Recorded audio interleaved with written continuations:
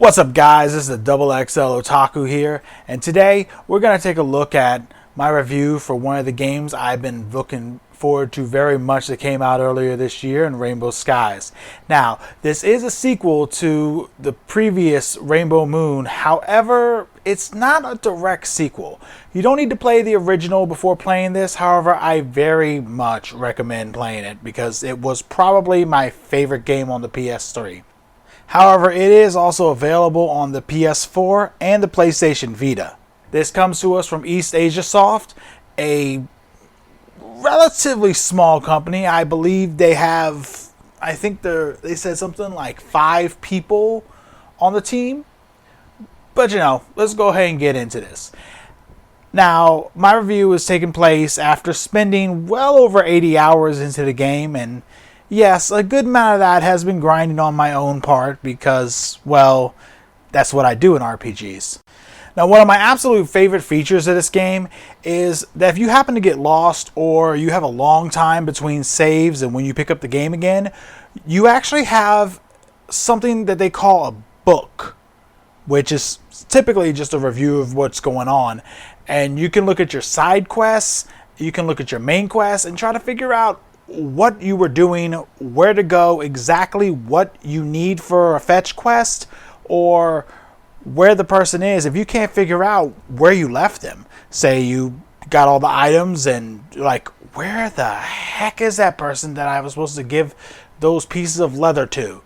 Well, all you gotta do is go into the book and you can go ahead and find out that way. Your battle system is your typical grid-based system, and each character has their own set of skills that they can use, which you do buy as you go along in the game. It's not something you learn when you level up like many other games, which can be sort of a setback for some, but trust me, you will not really notice any problems with the skills that you pick up as you go. They're pretty much set based on what you can afford. And as you can see, sometimes you can just overpower guys. And there's a vast majority. Each person's skills are completely different. You have your standard range attack. You have your standard magic attack. And you also have your swordsman.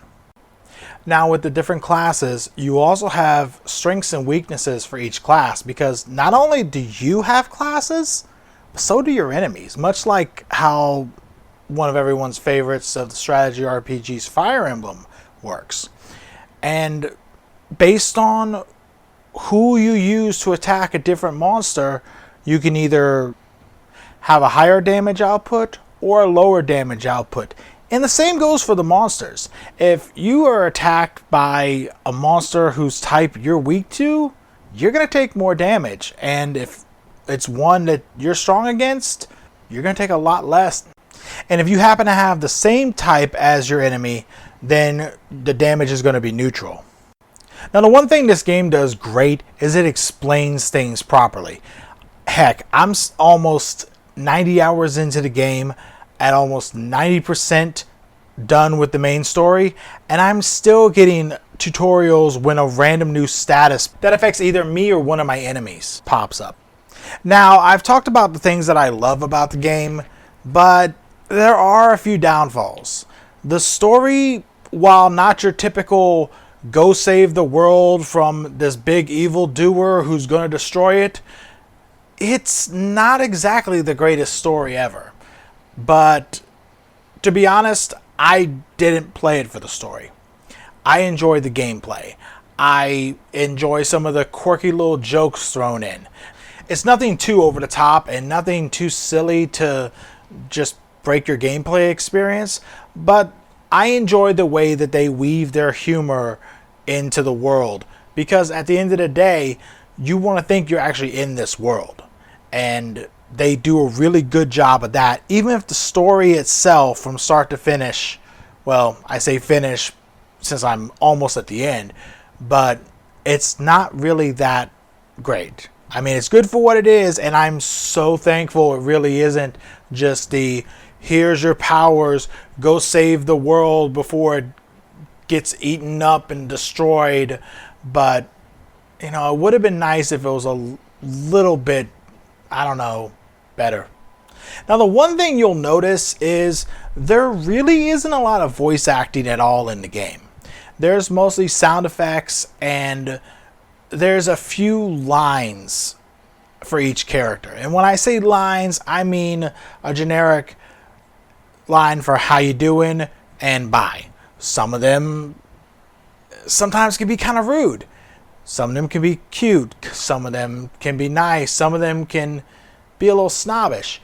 It usually fits the character, but don't expect to have full voice acting. Not in Japanese, not in English, not in Korean. It's just not something that's there. And while that doesn't really affect my enjoyment of a game, I know there are people out there who are really big sticklers on having voice acting. Whether it's, the Japanese audio or English audio.